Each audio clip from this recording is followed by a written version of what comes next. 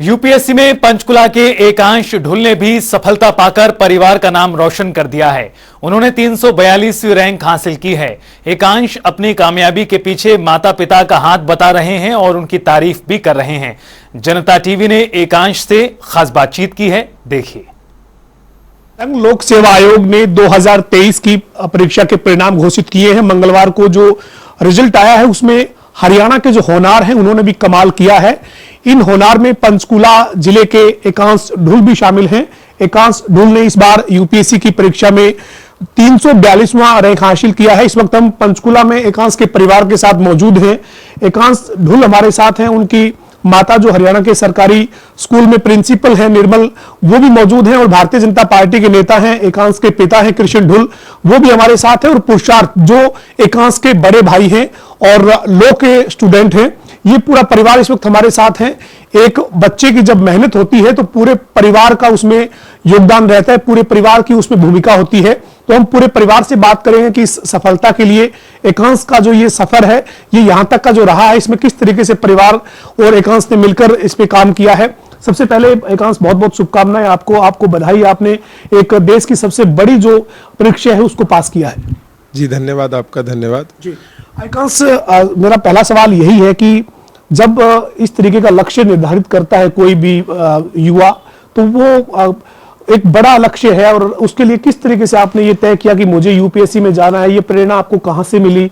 और जब कल रिजल्ट आया तो आपका पहला रिएक्शन क्या था? मतलब क्या आपके जहन में था आपका नाम जब आपने सूची में देखा?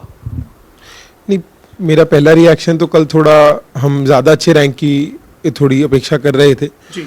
तो रैंक थोड़ा कम आया तो पहला रिएक्शन तो थोड़ा सैड था, क्योंकि पेपर अच्छे हुए थे, तैयारी लंबी थी, पर ठीक है, बाद में लगा कि हम अगली बार इम्प्रूव करेंगे जी।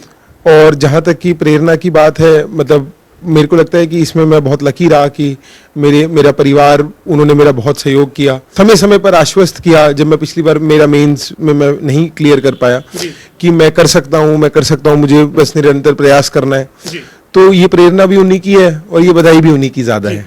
एकांश, 342वां रैंक जो है वो ठीक है, आपकी अपेक्षा के मुताबिक जरूर नहीं रहा। आपने टॉप 100 में आने की हिसाब से आपको उम्मीद थी, लेकिन फिर भी एक बड़ी परीक्षा है और एक बड़ा प्रयास जो आपने किया है उसमें आप सफल हुए हैं। तो आप ये मानते हैं कि इसके लिए कड़ी मेहनत और लगन के माध्यम से ही हम इस मंजिल तक पहुंच सकते हैं? आपका ये सफर जो है इसमें आपने किस तरीके से तैयारी की? क्योंकि आपको जो युवा सुन रहा है, जो लोग सुन रहे हैं, वो भी चाहते हैं कि उन्हें एकांश के माध्यम से ही सही पता लगे कि हमें रास्ते पर आगे बढ़ने के लिए किस तरीके से तैयारी करनी है। नहीं, ये आपकी बात बिल्कुल सही है, और इस मामले में मेरा उदाहरण लिया जा सकता है, क्योंकि मैं बिल्कुल एक सामान्य बच्चा था, बहुत ज्यादा कभी मैंने किसी स्कूल में टॉप नहीं किया।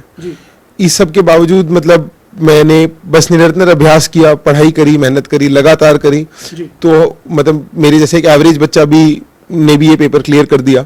तो आपकी बात बिल्कुल सही है कि अगर कोई बच्चा है वो निरंतर अभ्यास करेगा, वो किसी भी परिस्थिति से आता हो, वो उसका अभ्यास, उसकी मेहनत इस कोई भी बड़ी चुनौती को पार कर सकती है, इसमें कोई डाउट नहीं है।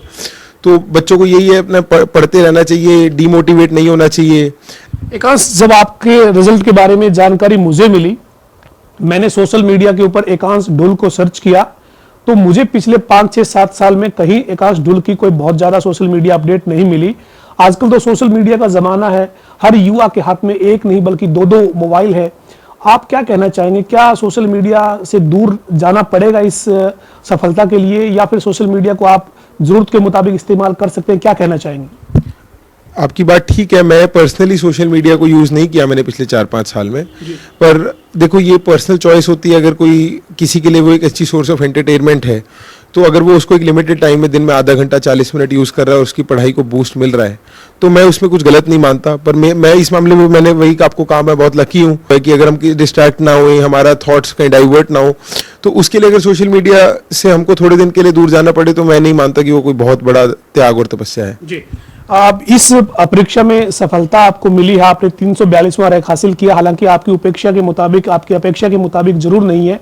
अब आपका लक्ष्य अगला क्या है? आप की मतलब क्या तैयारी और करने का मन है, या फिर सर्विसेज में आके किस तरीके से आप आगे बढ़ना चाहते हैं? और बाकी युवाओं से क्या कहेंगे 2024 के लिए, जो युवा तैयारी कर रहे हैं उनके लिए क्या कहेंगे? अभी तो मेरी उम्र सिर्फ 23 साल है, ये मेरा दूसरा अटेम्प्ट था, तो मैं 1-2 बार और एग्जाम लिखना चाहूंगा। कि अगर मेरे रैंक इंप्रूव हो तो मेरे को तैयारी मेरी अच्छी है, मैं करता रहूंगा तैयारी, और तैयारी को मैं एंजॉय की तरह ज़्यादा देखता हूँ, क्योंकि वही मैं इस मामले में बहुत लकी हूँ कि मेरे पेरेंट्स ये कहते हैं कि स्ट्रेस लो मत, मेहनत करोगे तो लाइफ में कुछ ना कुछ तो आप अच्छा करोगे ही। तो ये हम परिवार के साथ थे, एकांश ढुल अपने परिवार के साथ थे, माता पिता और वकील यानी एडवोकेट जो उनके भाई हैं पुरुषार्थ, वो भी हमारे साथ थे।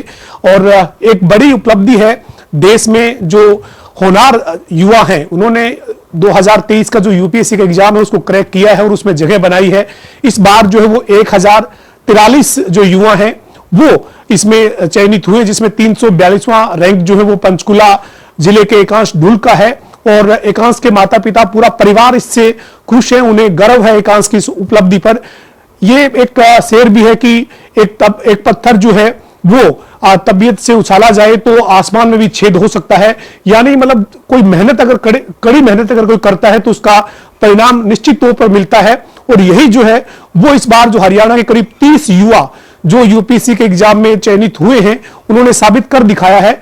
और हम भी तमाम जो युवा इस तरीके की परीक्षा की तैयारी में जुटे हैं उनके उज्जवल भविष्य की कामना करते हैं और वो यही कहेंगे कि इसी तरीके से अपनी जी जान से लगन के साथ मेहनत करते रहिए, नतीजा जो है वो सुखद होगा। वीडियो जर्नलिस्ट विजेंद्र सिंह के साथ पवन सिंह, जनता टीवी, पंचकुला।